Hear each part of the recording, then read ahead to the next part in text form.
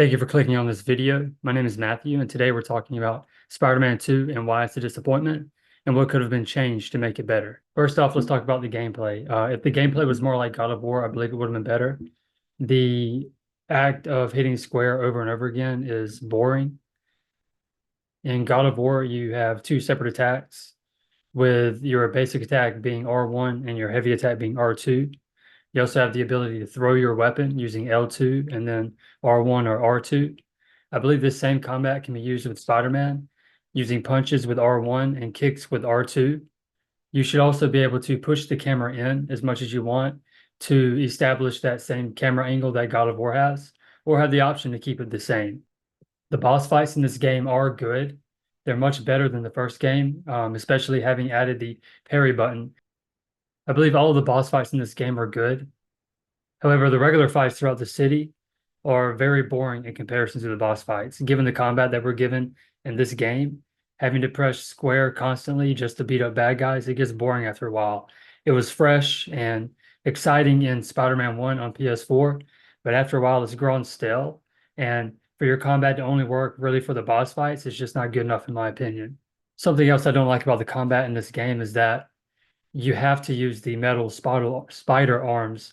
You have to use the metal spider arms out of your back. That was an option in the first game, depending on the suit you wore, which really added a sense of realism because depending on the suit that Spider-Man wears, he would have different abilities. The idea that now he has these spider arms, regardless of what suit he wears, to me, it makes Spider-Man look not only weaker, but lazier.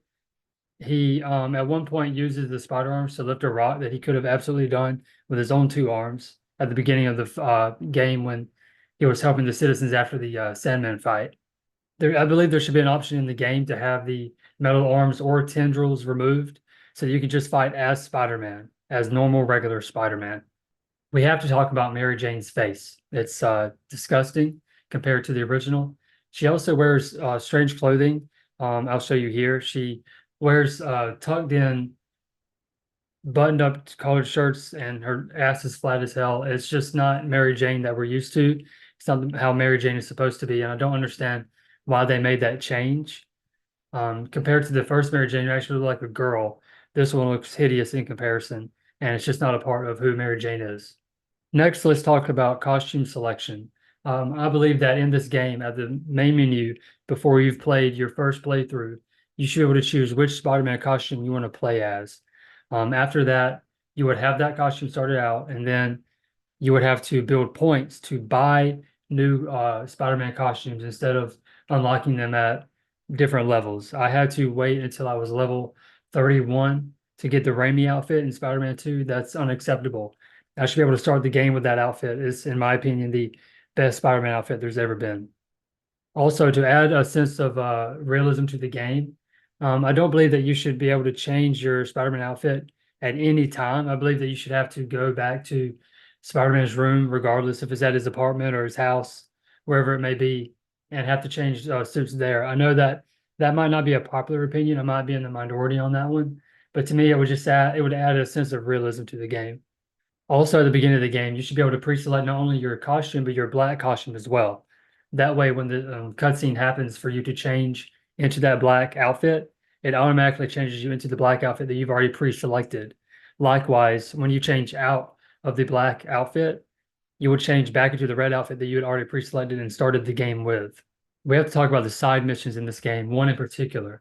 There's one side mission where you go around to different hunter hideouts to beat up Craven's bad guys and goons.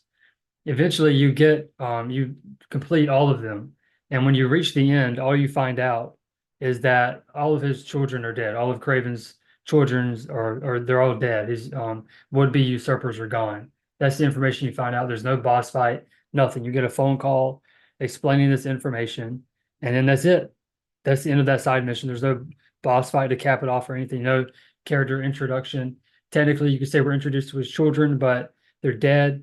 Maybe they're setting up that they're not actually dead and they'll show up in the next game, but either way, there should have been a boss fight or something to cap off that side mission. Another thing would be the presence of the police.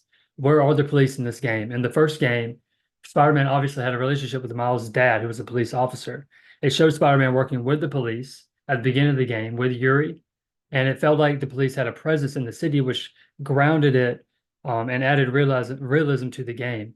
The police presence in this game is basically not there. I don't remember really having many cutscenes at all with the police or having them radio in or anything like that, especially with everything going on in the city and Spider-Man 2. It's strange not to have that police presence, and it takes away from the realism and the grounding of the game. The car chases in this game suck in comparison to the first game. I still had issues with them in the first game. I've always felt that situations like that should be more interactive. Instead of just having us hit triangle, square, or circle, have us actually have to aim and fire our web shooters at certain locations of the vehicle, and then having to lift the vehicle using the triggers that they've added to the PS5 controller would be very useful in that situation, where you have to gauge how hard you have to press it to hold the car until finally letting it onto the road. The game treats its players like they're stupid. I understand it's a very mass appeal type of game, but it shouldn't treat us like we're stupid. Games need to treat us like adults, and the children will catch on and they'll grow with it. At one point in the game, you play as Venom. It's a pretty fun part, other than just hitting square to hit people over and over again. That goes back to the gameplay segment that I've mentioned before. But there's another aspect to where you escape this lab, and the cutscene almost sets up like you're about to go free roam as Venom when you're standing out on top of a building looking over the city. It did not deliver on what it set up, which was very disappointing. It could have even been just a short segment of free roam, just messing up the city until Spider-Man intervenes. It would have been a lot of fun, and it would have capitalized on that cutscene that they showed with Venom overlooking the city. I do not mind the addition of web wings. That's something that I've been familiar with for a long time in the Spider-Man comics. It allows him to glide and get places quicker. I have no problem with that. The wind tunnels, I don't know how realistic that is. It doesn't seem very realistic at all. And given the fact that they are optional, I can completely ignore them if I want to. So it's not a huge deal, but it's something that I thought was strange and really kind of took away from the web swing and the fact that you could literally just fly across the city as if you're Superman. It was a strange addition. Spider-Man is also nerfed in this game. He does not seem to be as strong as he was in the first game. And I believe, unfortunately, that's to lift up Miles.